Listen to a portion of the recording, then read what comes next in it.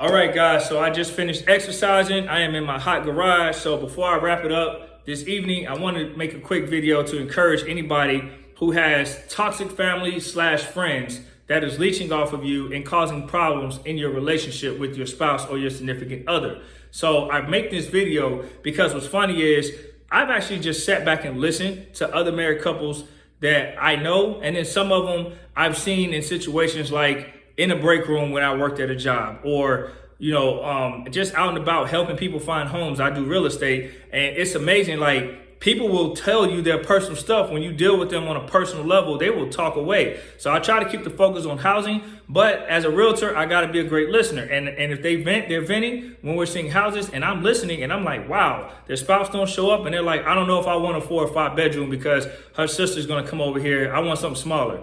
But they won't say this in front of their wife because this is a problem, and their wife loves their sister. So that saying, blood is thicker than water, I don't know if that's true all the time, because the reality is you lose too much blood, you're going to need a lot more water. And if you lose a lot of blood and you have none left, you won't have an opportunity to get water. So water represents life, right? And the reality is, if you don't have a lifeline, you ain't going to have no blood. So blood is not always thicker than water. Whoever came with that saying maybe was talking from one side perspective. But if we look in totality, we know a lot of the problems in relationships come from our own people that are close to us.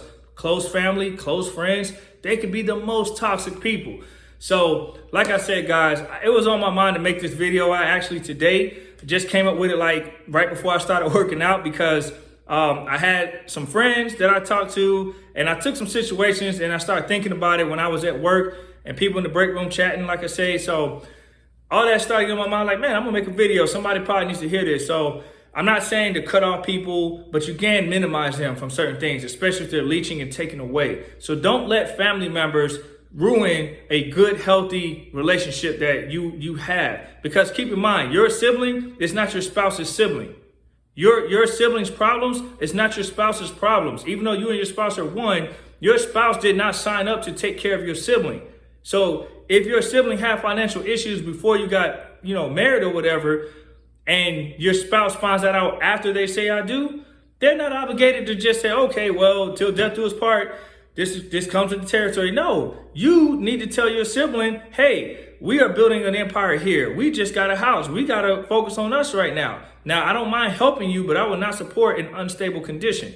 And the reality is, a lot of people that are leeching on to you, they are having bad habits, and they don't want to be held accountable. So they're going to come to you for resources and then try to make you feel bad about not helping them. That is crazy. And a lot of family members do that. So tell these people no, but hell no, you got to help yourself. And it's okay. Sometimes you got to be selfish and prioritize yourself and your kids, because at the end of the day, they're only taking from you. What the hell are they going to give you when you're, stuck on E? When your gas tank is on E, how are they going to fill you up? They can barely fill themselves up. So just keep that in mind. Don't burn yourself for somebody else. Prioritize you. You can help them, but you can't burn yourself. And help them means setting boundaries and let them know, like, if they come over to stay, hey, you only got X amount of months.